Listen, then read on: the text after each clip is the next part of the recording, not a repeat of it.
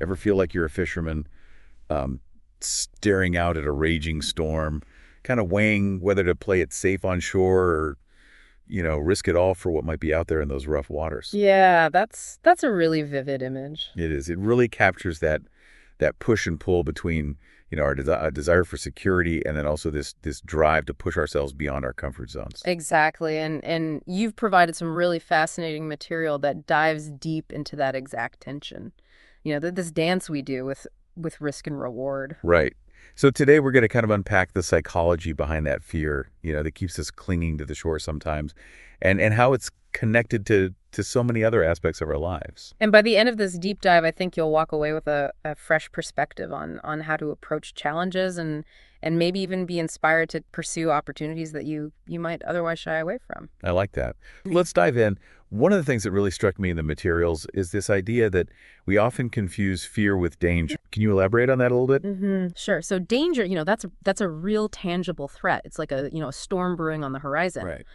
But fear is our internal reaction to that threat. And often it gets amplified way out of proportion to the actual risks. So going back to that fisherman metaphor, the storm itself, that's the danger. That's the objective threat. Right.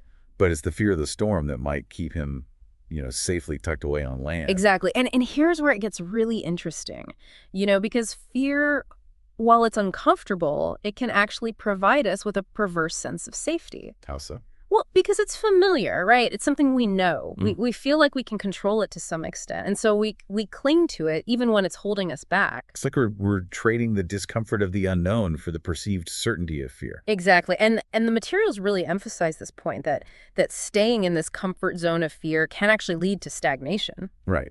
It's like we're stuck at the dock, so to speak. Yeah. And true growth often involves pushing past those boundaries, even if it means facing some discomfort along the way.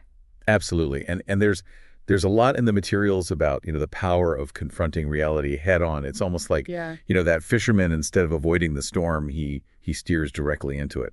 Yes, and it seems counterintuitive, right? You'd think avoiding danger would be the safest course of action, but often it's the opposite. Because when we face the storm head on, when we engage with that challenge, it forces us to adapt, to find resources within ourselves that we didn't even know we had, and that builds resilience. Whereas fear kind of has the opposite effect, right? It paralyzes us. Exactly. The longer we avoid something, the bigger it seems in our minds. Right. It becomes this insurmountable obstacle. And the sources give some really compelling examples of how this plays out in everyday life, like in relationships, for instance. Oh, yeah. How so? Well, fear of vulnerability. That can keep us from forming deep, meaningful connections. Right. We hold back. We don't let people in. Exactly. Or in our careers, the fear of failure might prevent us from pursuing our true passions. Absolutely. And I think on a personal level, the fear of change can keep us from becoming the best versions of ourselves. Absolutely. And what's really interesting is how these fears often disguise themselves as something else.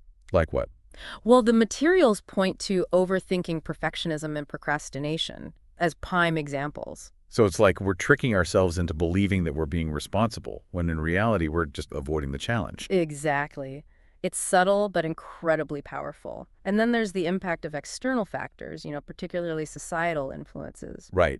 And the materials highlight how, things like social media can really skew our perception of risk and reward. Oh, absolutely. It's like we're constantly bombarded with these perfectly curated images of success, which ironically fuels a fear of inadequacy and failure. It creates this paradox, right? We're more connected than ever, yet we feel increasingly isolated in our struggles. Exactly, because everyone's showcasing their wins while hiding their failures. And that sets up this unrealistic standard of what success should look like. And then it's no wonder we're becoming more risk-averse, right? It's safer to just maintain appearances and avoid potential failure than to actually try to achieve something meaningful. Yes. And that avoidance can actually lead to a form of societal stagnation. When fear dictates our choices, we lose the courage to innovate, to challenge the status quo, to push boundaries. So it's like we're collectively stuck on the shore because we're so afraid of the storm. Exactly. And that's a dangerous place to be because real growth happens when we're willing to set sail, to embrace the unknown and to navigate those choppy waters. So how do we do that? How do we break free from this fear-driven cycle? That's a great question. Well, one of the most powerful strategies that the materials highlight is this idea of reframing our relationship with danger. Okay. Instead of seeing it as something to avoid at all costs, we can choose to view it as a teacher, a catalyst for growth and resilience. So it's like shifting our perspective from, danger equals bad to danger equals opportunity for learning. Exactly. Because when we face danger head on, when we engage with the challenge, it forces us to adapt, to think creatively, to discover resources within ourselves we didn't even know we had. There's that saying, smooth seas never made a skilled sailor. It seems like facing those metaphorical storms is really what shapes us. Absolutely. It's through those storms, those challenges, that we develop the skills and resilience and wisdom to navigate life's complexities. The materials also emphasize the importance of action, even in the face of fear. Right. Action is the antidote to fear. So it's about taking that first step, no matter how small, towards the thing we're afraid of. Exactly. Even a tiny step can shift the balance of power. Diminish fear's grip and amplify our courage. It's like we're proving to ourselves that we are capable of moving beyond those comfort zones, that we do have agency over our choices. And that sense of agency, that belief in our own ability to navigate challenges, it's incredibly empowering. Right. It's like we're reclaiming control of the ship, choosing to steer our own course, rather than being tossed about by the waves of fear. Exactly. And another key point the materials raise is the idea of redefining success. Okay. How so? Well, we're so conditioned to equate success with these external markers of achievement, with perfection, with never feeling. But true success, it lies in the courage to try to learn to grow, even if it means making mistakes along the way. It's about embracing the journey, right? The messy, imperfect process of pursuing our goals rather than just fixating on the outcome. Exactly, because ultimately it's not about never falling down. It's about having the resilience to get back up, to learn from those setbacks, and to keep moving forward. And that's a far more empowering definition of success than one that's based on this illusion of perfection. Absolutely. The materials also encourage us to become more aware of those societal influences that contribute to our fears. Right. We talked earlier about how social media can present these curated images of success, which can fuel our own insecurities and anxieties. Right, and it's important to recognize that those representations are often carefully constructed, edited versions of reality. It's like comparing our behind-the-scenes footage to someone else's highlight reel. Exactly. Yeah. And we're constantly bombarded with those images of perfection, which sets up this unrealistic expectation of what our lives should look like. It's no wonder we feel inadequate.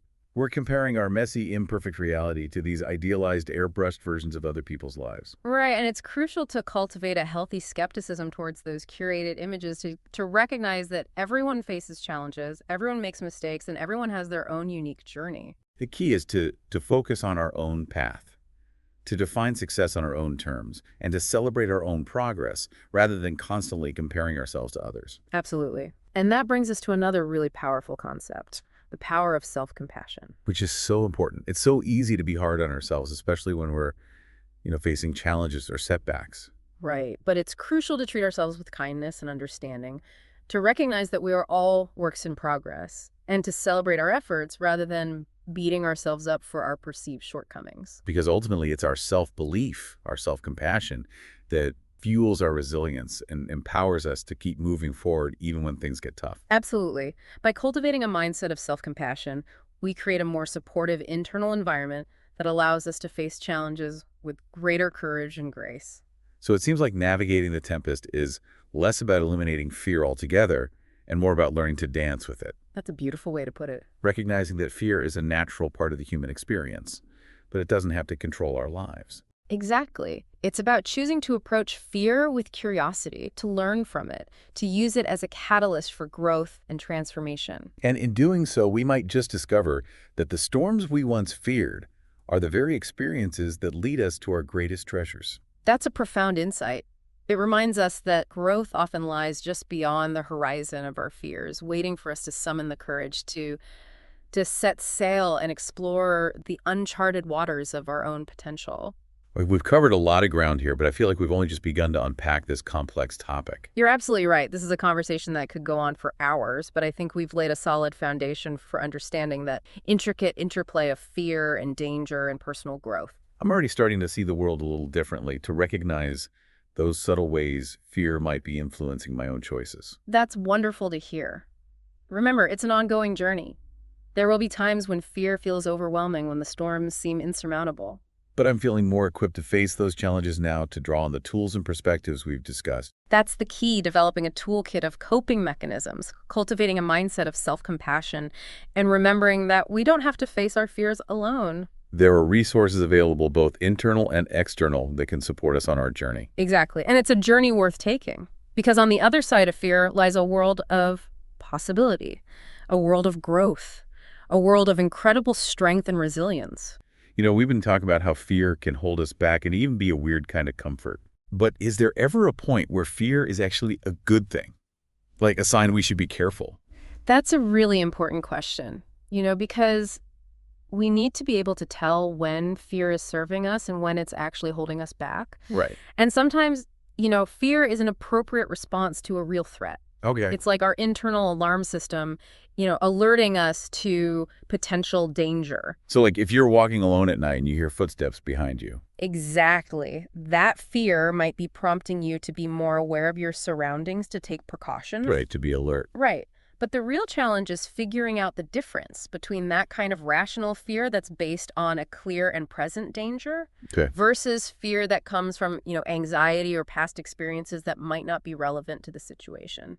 So how do we learn to tell the difference? It takes a bit of introspection, really examining the roots of our fear, asking ourselves, is this fear based on something concrete, a tangible threat, or is it coming from, a pattern of negative thinking, a fear of what might happen rather than what's actually happening? It's like the difference between seeing a venomous snake in the grass and being afraid to walk in any glass because there might be a snake. Exactly. One is a rational response to a present danger. The other is an anxiety-driven fear that prevents us from, enjoying the walk. Right. And it seems like a lot of the work is in, challenging those irrational fears, separating them from those legitimate warnings our body might be sending. Absolutely. And the material suggests that even confronting those irrational fears, in a safe and controlled environment can actually help to diminish their power. Okay, so it's like exposure therapy. Exactly. The more we expose ourselves to the things we fear, the more we realize that the fear is often much greater than the actual danger. Right. It's like dipping your toe in a cold pool. Yeah. At first, it might seem unbearable. Right. But as you gradually wade in, you realize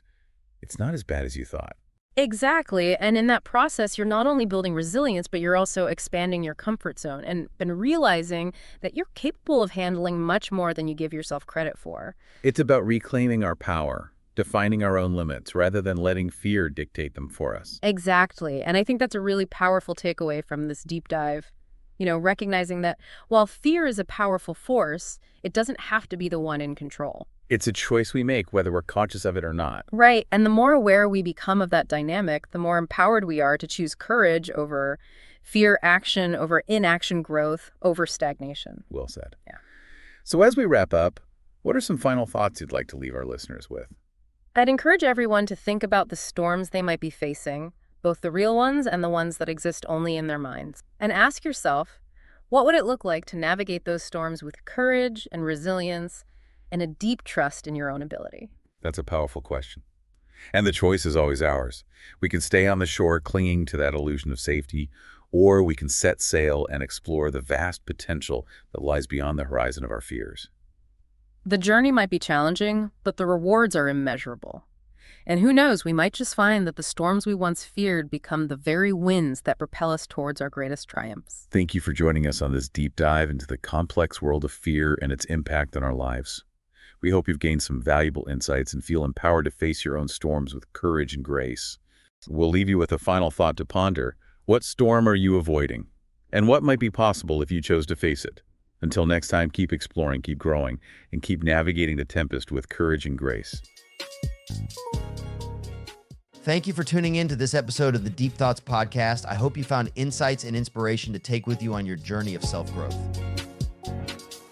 If you enjoyed the show, be sure to hit the subscribe button so you never miss an episode. And don't forget to follow us on social media to stay updated on new releases and exclusive content.